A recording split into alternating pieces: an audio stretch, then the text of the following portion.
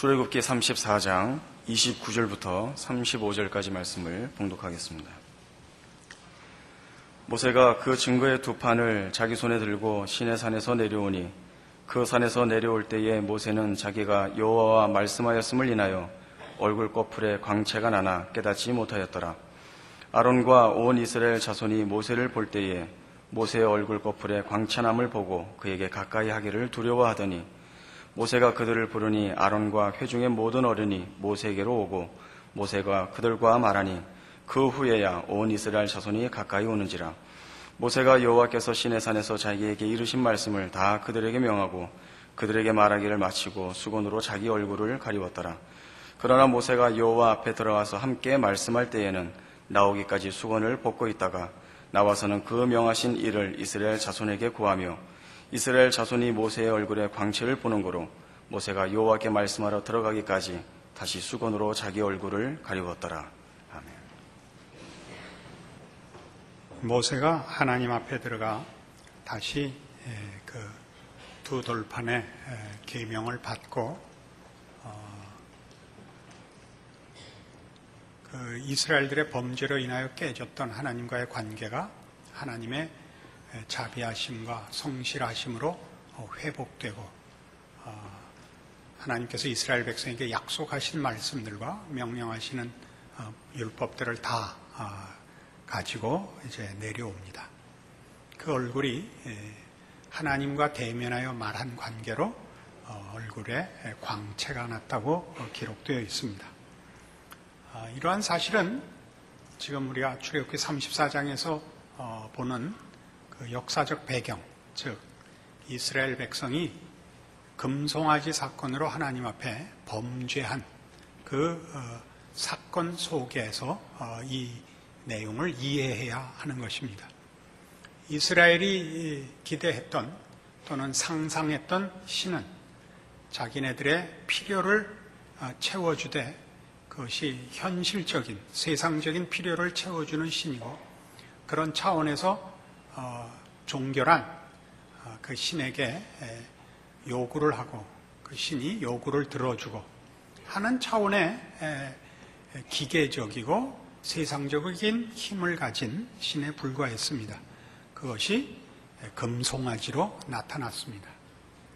그러나 하나님은 이제 이스라엘 백성 앞에 이스라엘이 생각하고 상상하고 요구하는 내용보다 훨씬 높은 차원이 다른 하나님 되시는 그 내용으로 신령과 거룩과 영광된 것으로 이스라엘 백성에게 채워주시려는 그런 하나님이요. 그 영광이 하나님의 성실하심과 자비하심과 능력으로 이루어질 것을 약속하여 그 하나님의 약속과 내용들의 영광이 모세의 얼굴의 광채로 표현되고 있는 것입니다. 우리의 필요를, 세상의 필요를 채우시는 하나님 정도가 아니라 우리의 전 존재를 영광되게 하시는 하나님이라는 증표로 모세의 얼굴에 광채가 나서 이스라엘 백성들이 모세의 얼굴을 보고 그가 하나님과 대면하였으며 그가 가져온 말씀이 하나님의 말씀이며 하나님은 모세에게서 지금 보여놓은 것과 같이 우리라는 하나님의 백성이라는 존재들의 인격과 전 존재를 영광스럽게 하시려는 하나님인 것을 또 그가 약속하시고 요구하시는 명령들이 전부 이런 차원의 이런 목적의 내용인 것을 확인하게 하셨습니다. 그러나 여기에 이제 문제는 이러한 증표가 하나님께서 의도하신 것과 달리 오해될 수 있다는 사실입니다. 이 증표만을 신앙의 내용으로 삼고 표로 삼고 기준으로 삼는 일이 일어날까 봐 모세는 그 얼굴을 수건으로 가렸다고 합니다. 신약성경 고린도 후서 3장에 오시면 그 내용을 사도 바울은 이렇게 설명하고 있습니다. 289페이지 신약성경 고린도 후서 3장 13절입니다. 우리는 모세가 이스라엘 자손들로 장차 없어질 것의 결국을 주목치 못하게 하려고 수건을 그 얼굴에 쓴 것 같이 아니하노라. 그러나 저희 마음이 완고하여 오늘까지라도 구약을 읽을 때 그 수건이 오히려 벗어지지 아니하고 있으니 그 수건은 그리스도 안에서 없어질 것이라. 오늘까지 모세의 글을 읽을 때 수건이 오히려 그 마음을 덮었도다. 그러나 언제든지 주께로 돌아가면 그 수건이 벗어지리라. 주는 영이시니 주의 영이 계신 곳에는 자유함이 있느니라. 사도 바울이 모세가 그 얼굴을 가리운 이유가 뭐냐 할 때 그것이 핵심이 아니다. 그것이 본질이 아니다 하는 것입니다. 얼굴에 나타난 광채보다 그렇게 광채로 표현되고 증표가 된 본질이 무엇인가를 봐라 하는 것입니다. 그것은 하나님이 우리를 향하여 가지신 뜻입니다. 그리고 그것은 신약적으로 설명할 때 구원의 내용입니다. 그래서 바울은 우리에게 있어서 수건이 필요 없는 것은 그리스도 예수 안에서 하나님이 우리에게 허락하시고 작정하시고 의도하시는 내용들이 다 드러났기 때문이다 라고 얘기하고 있는 것입니다.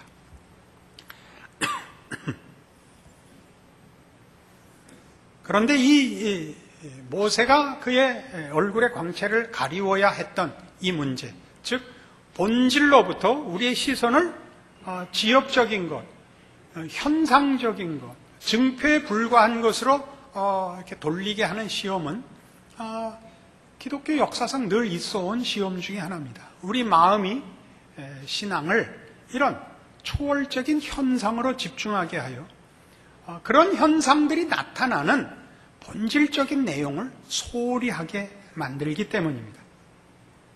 마태복음 7장에 가시면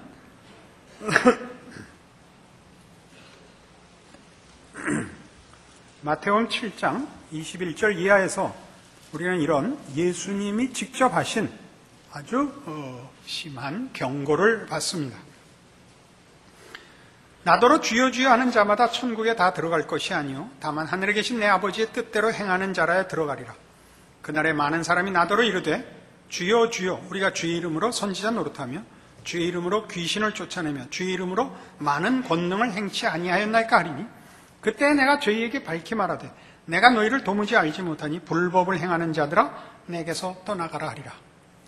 이 선지자 노릇하고 귀신을 쫓아내고 권능을 행한 일들은 다 주의 이름으로 행한 것입니다. 그럼에도 불구하고 주님 자신이 불법을 행하는 자들이라 라고 저들을 꾸짖고 심판하시는 장면을 우리에게 경고로 나타내고 있습니다. 왜 이런 일이 가능하냐 하면 선지자 노릇 자체가 신자인 내용이지 않고 귀신을 쫓아내고 권능을 행한 것이 신앙의 본질이 아닌 탓입니다. 이러한 사실은 15절 이하에 있는 이런 내용 속에 이 경고가 들어있기 때문에 분명합니다. 거짓 선지자들을 삼가라. 양의 옷을 입고 너희에게 나오나 속에는 노략질하는 일이라. 다른 말로 해서 잘못된 가르침을 조심하라고, 기독교 신앙을 오해하지 말라고, 참신앙과 거짓신앙을 구별하라고 하면서 그의 열매로 그들을 알지니 가시나무에서 포도를 또는 엉겅퀴에서 무화과를 따겠느냐? 이와 같이 좋은 나무마다 아름다운 열매를 맺고 못된 나무가 나쁜 열매를 맺나니 좋은 나무가 나쁜 열매를 맺을 수 없고 못된 나무가 아름다운 열매를 맺을 수 없느니라. 아름다운 열매를 맺지 아니하는 나무마다 찍혀 불에 던지우느니라. 이러므로 그의 열매로 그들을 알리라. 아름다운 열매를 맺지 않으면 찍어버린다라는 것은 아름다운 열매를 맺어야 된다는 얘기가 아니라 아름다운 열매를 맺는 나무여야 된답니다. 그래서 그 다음 절이 이러므로 그의 열매로 그들을 알리랍니다. 그러니까 열매를 맺자가 아니라 그 열매가 맺히는 그 나무가 되라 말입니다. 신앙은 현상으로 나타나는 것 이전에 그 현상이 나타날 수밖에 없는 본질이 되라는 것이죠. 그 정체성을 확인하기 위하여 여기 열매가 등장하고 있는데 이런 일들은 우리 신앙 속에 사실은 굉장히 자주 등장하는 시험거리고 오해거리들입니다. 한동안 한국 교회에서 구원 확신이라는 것이 아주 큰 유행이 됐었고 또 방언의 은사가 한국교회 신앙의 중요한 기준이 됐던 적이 있습니다. 다행히 둘 다 오늘날엔 좀 잠잠해져서 적지 않이 다행이라고 생각을 합니다.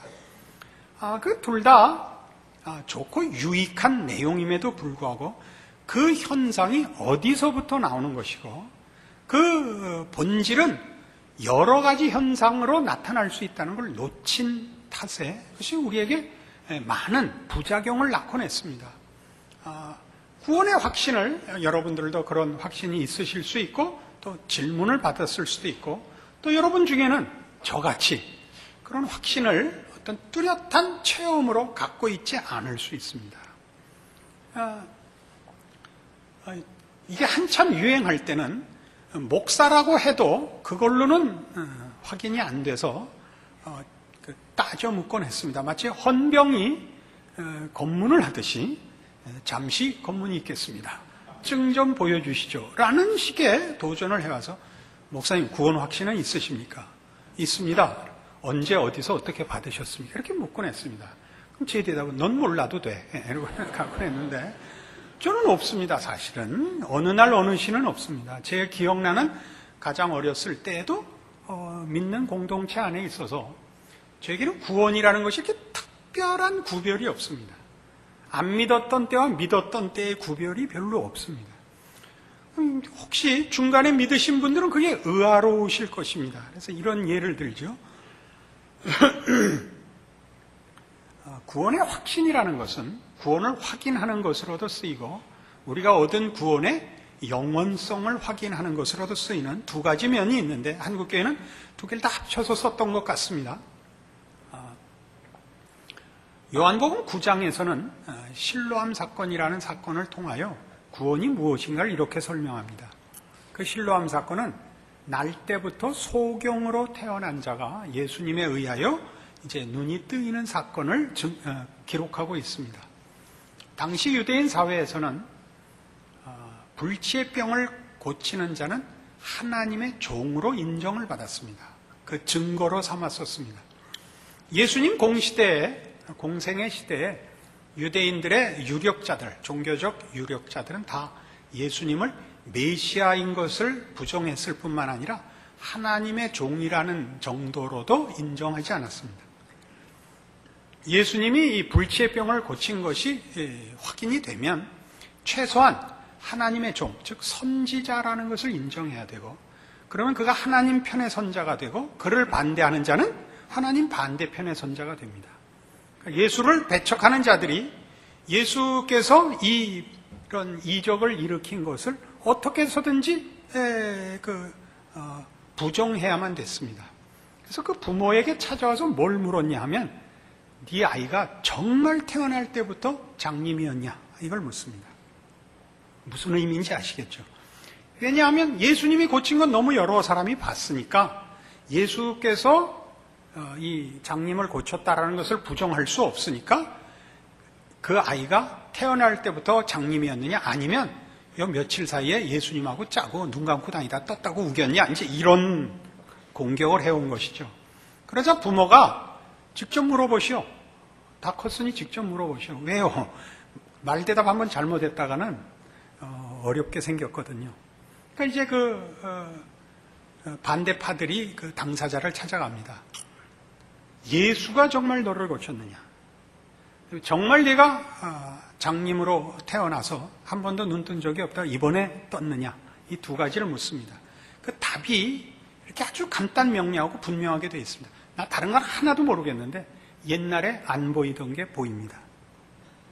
그럼 답은 다 됐죠.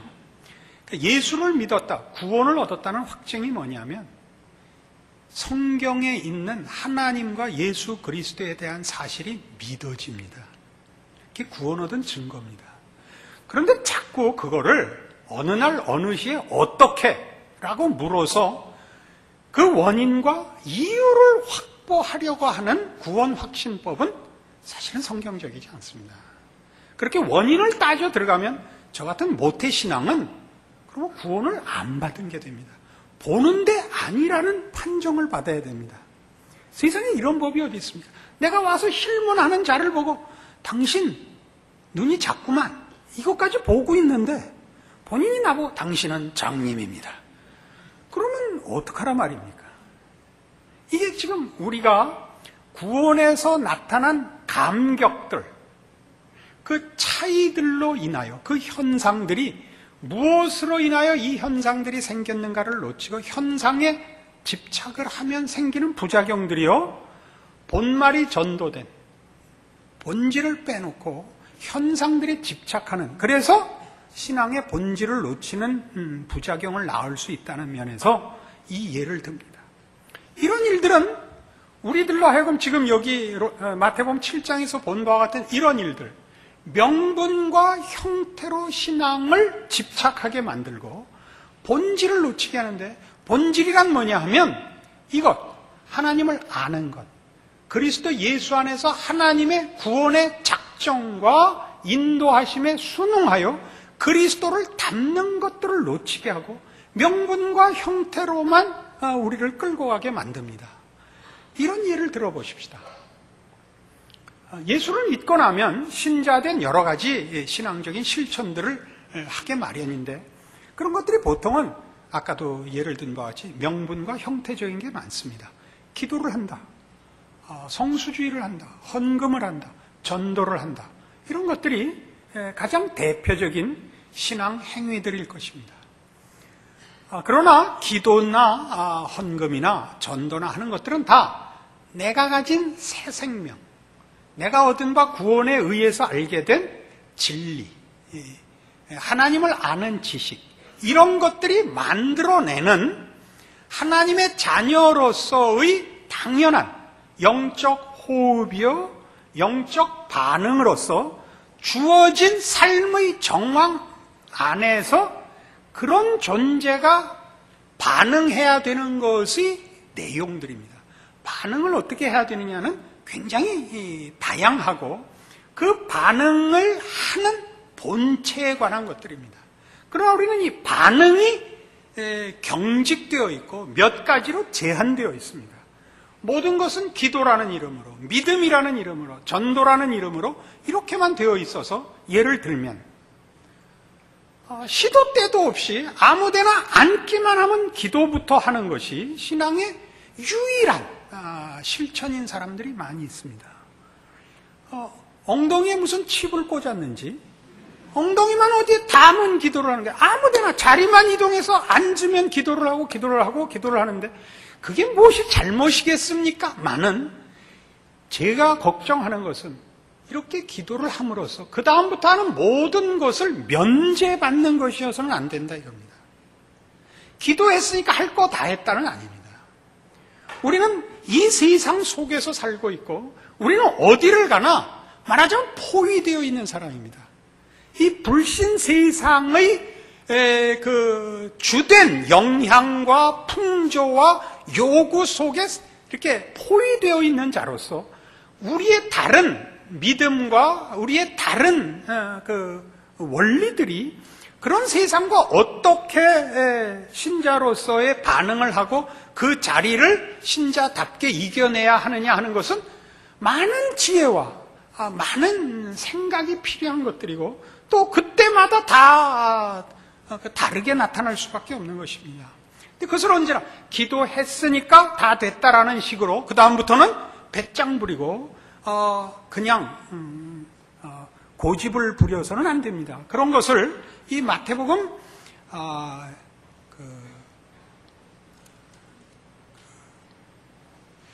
마태복음 7장 6절에 이렇게 얘기한 것을 기억해야 됩니다.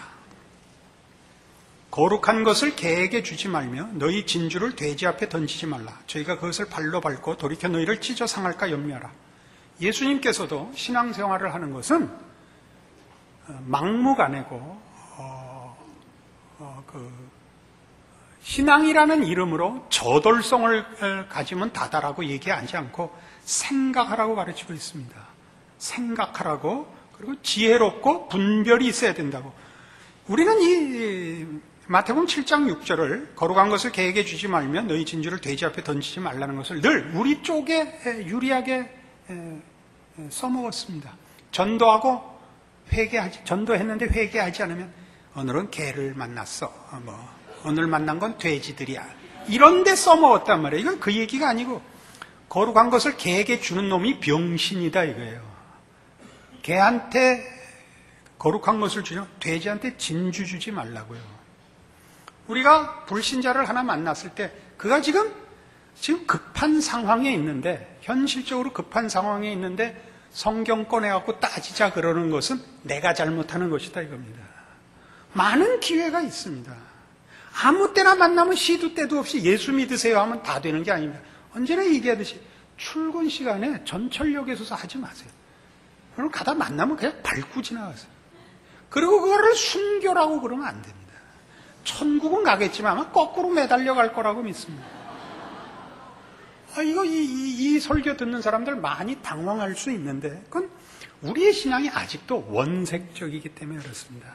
그것이 진심이고 열정이라는 것을 인정하며 그것이 값이 있는 것을 압니다. 그러나 언제까지나 그러고 있으셔서는 안 됩니다.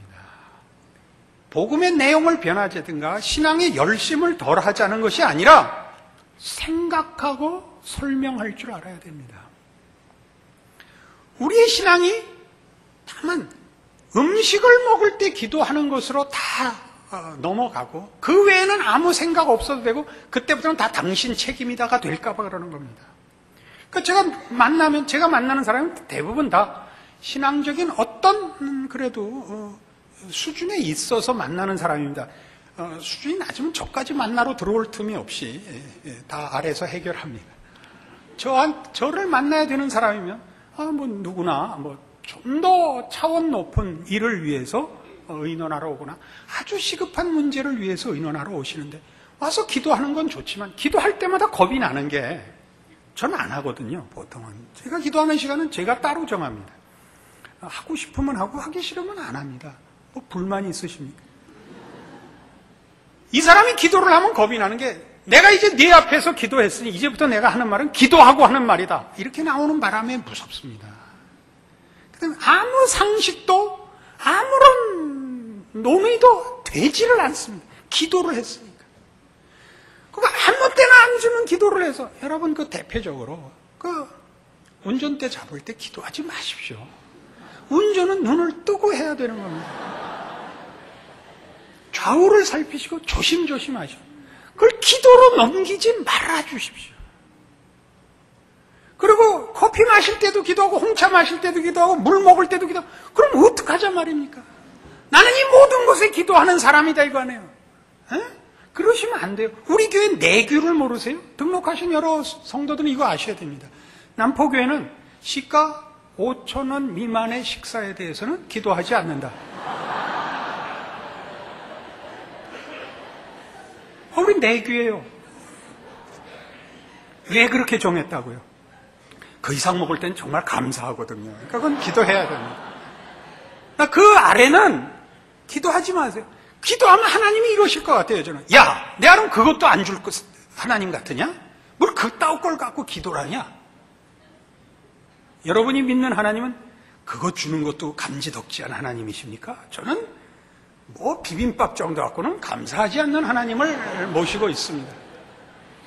이런 게 큰 차이입니다. 이런 게 큰 일입니다. 이 문제를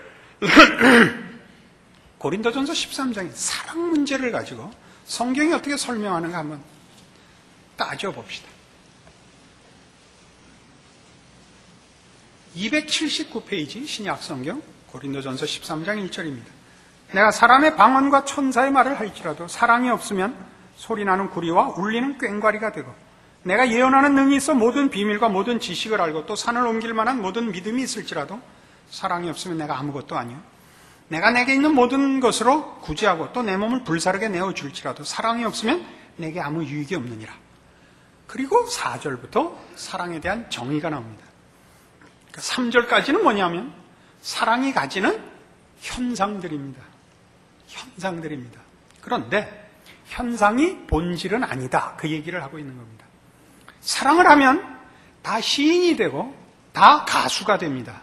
처음에 나오는 내가 사람의 방언과 천사의 말을 할지라도입니다. 사랑을 하면 비가 와도 춤을 춥니다. 안 해보신 얼굴들을 하고 계시는데 다 너무나 오래된 기억이십니까? 사랑을 하면 다 시인이 됩니다. 그리고 2절에 있는 바와 같이 사랑을 하면 최선을 다합니다. 선물을 사주고 좋은 음식 먹이고 좋은 차 태우고 좋은 곳에 데려가서 여러분 소위 그 분위기 좋고 비싸고 맛없는 레스토랑을 갑니다. 그리고 세 번째 뭐라고 되어 있습니까? 그건 정열입니다. 정열의 불꽃이 타오릅니다.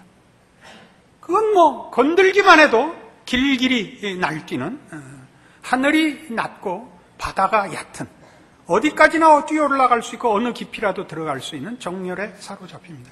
이것은 사랑이 가지는 하나의 정표일 것입니다. 이게 사랑은 아닙니다. 거기에 수반되는 현상들입니다. 사랑은 어떤 것이냐면 이런 불길이 사랑이 아니고 이런 시가 사랑이 아니고 사랑은 오래 참는 것입니다. 사랑은 온유하고 투기하지 않고 자랑하지 않고 교만하지 않고 무례히 행치 않고 자기 이익을 굳지 않고 성내지 않고 악한 것을 생각지 않고 불의를 기뻐 않고 모든 것을 참고 믿고 바라며 견디는 겁니다. 그러니까 이 내용들은 전부 이빨을 마주하고 해야 하는 사랑은 오래 참는 겁니다. 가슴에서 폭죽이 터지는 게 아닙니다. 우리는 기독교 신앙을 내가 좋아하는 것으로 내 불길을 태우는 것으로 생각을 해서 자기 열심을 갖고 가면 다 옳고 맞다고 생각하고 그 불길이 없으면 식었다고 자꾸 그럽니다. 그렇지 않습니다. 태우는 것이 음식을 만드는 것은 아닙니다. 그러니까 우리의 신앙은 그 본질에 있어서 우리 자신의 이기심과 죄악된 것을 누르고 그리스도 예수 안에서 허락된 하나님의 성품으로 갈아 끼우는 작업들입니다. 그래서 어렵습니다. 신나지 않습니다. 그러나 거기에 진정한 만족이 있고 자랑이 있습니다. 이것이 신앙입니다. 그것이 사랑입니다. 기독교를 대표하는 신앙의 속성입니다. 신앙이 좋다는 게 뭔가? 아량이 있는 것입니다. 이해하는 것입니다. 이기심을 버리는 것입니다. 기다려주는 것입니다. 말을 듣고 편들어주는 것입니다. 길길이 날뛰는 것 아닙니다. 그러니까 오늘날 가장 한국교회 불행한 게 뭐냐? 이렇게 물으신다면 교인들끼리 속을 터놓을 수 없다는 사실입니다. 우린 교회 와서 훨씬 조심을 해야 됩니다. 우리는 흠잡히지 않으려고 애써야 됩니다. 우리는 아무도 덮어주지 않습니다. 용서하지 않습니다. 편들어주지 않습니다. 우린 남모르게 왔다 남모르게 가야 됩니다. 가장 불행한 것입니다. 가장 귀한 복음과 가장 자랑스럽고 영광스러운 믿음 속에 있으면서도 사실은 전전긍긍하고 살아야 된다는 것은 불행이요 비극입니다. 여러분들의 신앙을 확인하십시오. 여러분 얼굴에 빛이 나기를 바라지 마십시오. 여러분들이 과연 그리스도 예수 안에서 이 평안을 얻었는가 보십시오. 예수 안에 있는 하나님의 사랑과 은혜로 여러분이 어떤 경우에도 하나님의 사랑에서 외면될 수 없다는 것으로 받쳐지고 있는 걸 보시고 그 넉넉함이 여러분을 알고 누구와도 경쟁하지 않고 투기하지 않고 싸우지 않고 흠잡지 않고 넉넉히 넘어가리라 라는 자리에 와 있는가를 보십시오. 누가 속상한 얘기하시면 들어주십시오. 편들어 주십시오. 그리고 가서 같이 맛있는 거 사 먹으십시오. 돈은 있는 사람이 내십시오.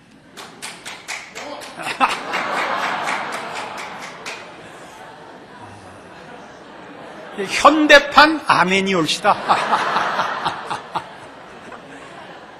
이런 정상적인 신앙의 자리로 돌아오기 위하여 애를 쓰고 노력하셔야 됩니다. 하루아침에 되지 않습니다. 기도하셨습니까? 더 노력하십시오. 하나님을 이런 하나님으로 믿으십니까?